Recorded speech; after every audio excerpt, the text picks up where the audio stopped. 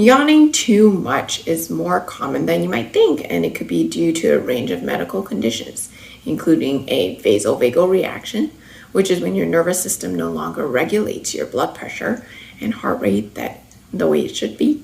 fatigue and being tired, not getting a good night's rest of sleep, if you have sleep apnea or insomnia,